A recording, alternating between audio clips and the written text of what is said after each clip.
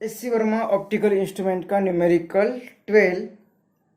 An astronomical telescope is to be designed to have a magnifying power of 50 in normal adjustment. If the length of the tube is 102 cm, find the powers of the objective and the eyepiece. तो 6 to 11 numerical हमने compound microscope के किए थे. Numerical 12 यहाँ से telescope पर उसका concept start हो रहा है. टेलीस्कोप में क्या होगा, यहाँ पे भी दो कन्वर्जिंग लेंसेज होगी. पहली जो ऑब्जेक्टिव होगी उसका अपर्चर ज्यादा होगा, उसकी फोकल लेंथ ज्यादा होगी, क्योंकि वहां से ज्यादा से लाइट इंफिनिटी से आ रही है तो ज्यादा से ज्यादा लाइट कलेक्ट करनी है. आई लेंस की अपर्चर कम होगा, उसका फोकल लेंथ कम होगा. अब यहाँ पे जो लाइट आ रही है इंफिनिटी से, उसके लिए ये जो एंगल सबटेंड हो रहा है इसे हमने पैरेलल रेज आएगी. इंफिनिटी से एक पैरेलल रेज आ रही है, तो इस लाइट को एक रे हमने लिया सेंटर से सीधा जा रहा है और एक दूसरा से पैरेलल रे जो रिफ्रैक्ट होके दोनों जहां पे मिलेंगे वहां पे इसकी इमेज बनेगी. तो इंफिनिटी से आ रहे तो इसके फोकल लेंथ पर इसकी इमेज बनेगी. इस इमेज को कहा P डैश Q डैश, मतलब यहाँ से यहाँ तक का डिस्टेंस जो होगा वो फोकल लेंथ ऑफ ऑब्जेक्टिव होगा. अब आई लेंस को इस तरह से एडजस्ट करेंगे कि इसके इमेज को, मतलब इसके लिए जो एक्ट होगा एज एन ऑब्जेक्ट, उसे इसके फोकल प्लेन में ले लेंगे, तब इसकी इमेज इंफिनिटी पे मिलेगी. इस ऑब्जेक्ट को थोड़ा सा इनसाइड द फोकल लेंथ लिया तो उसकी यहाँ पे वर्चुअल इमेज बनेगी, वो मैग्नीफाइड इमेज होगी. अब इसे इसके फोकल लेंथ पे एडजस्ट किया, मतलब ये लेंथ जो होगी वो FE focal length of this eyepiece होगी. अब वो जो इमेज बनेगी उसके लिए यहाँ पे उसने जो एंगल सबटेंड किया वो बीटा, यहाँ पे जो एंगल अल्फा, इसका ये अपोजिट एंगल ही लिया, मतलब ये भी अल्फा होगा.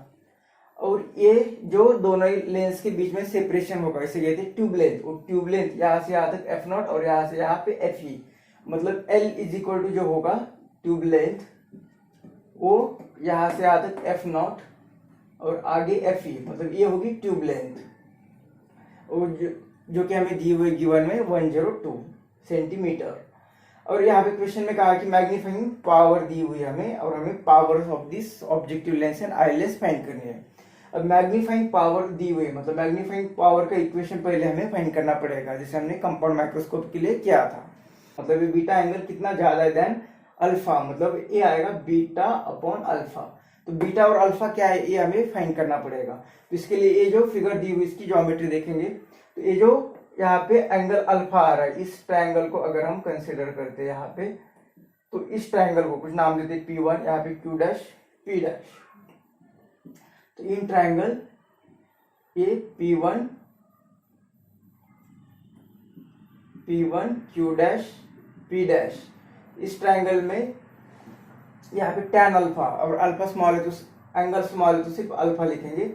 अपोजिट साइड मतलब P dash Q dash upon a side P dash P1 Q dash. उसी तरह से बीटा को लिख सकते हैं हम, बीटा इज इक्वल टू इस ट्रायंगल में इसे P2 कहते हैं. तो in triangle P2 Q dash और ये P डैश.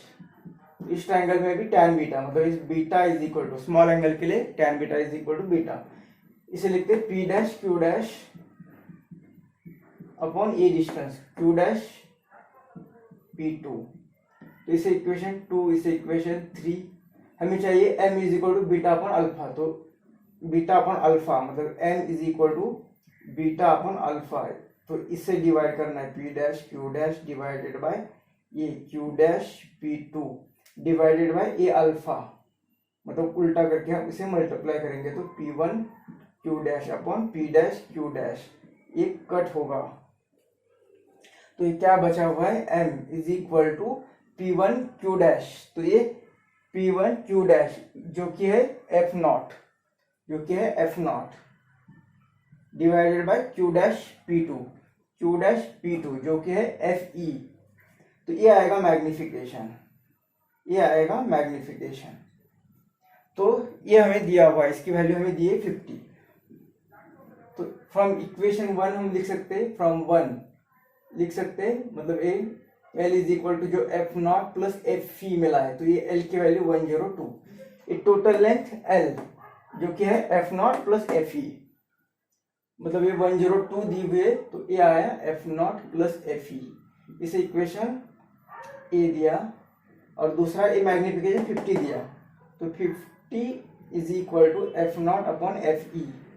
इस इक्वेशन से हम लिखेंगे F0 मतलब FO इज इक्वल टू, ये यहाँ पे मल्टीप्लाई हुआ 50 FE। इस इक्वेशन को इसमें पुट करेंगे, पुटिंग इन 4,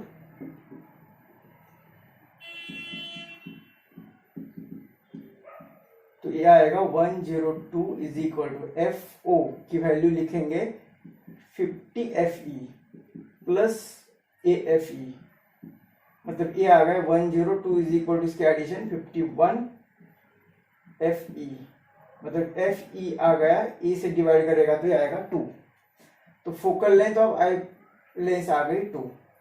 इस इक्वेशन को अगेन इस इक्वेशन में पुट करेंगे, तो फ्रॉम 4 ये वैल्यू 2 ये यहाँ पे चली गई, तो 100 माइनस 2 ये आएगा FO 100।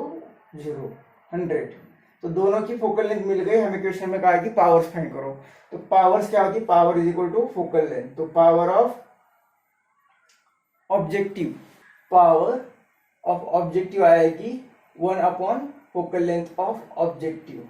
इसे सेंटीमीटर में फोकल लेंथ दी हुई है, फोकल लेंथ सेंटीमीटर में है, ये सेंटीमीटर में है, तो इसे भी सेंटीमीटर में कर देते 100। तो PO is equal to 100 upon FO 100, मतलब ए फोकल लेंथ ऑब्जेक्टिव क्या आएगी 1 डायप्टर, और आईपीस के लिए 1 अपॉन FE, ये सेंटीमीटर में है तो ये भी सेंटीमीटर में कर दिया, तो 100 अपॉन ये 2,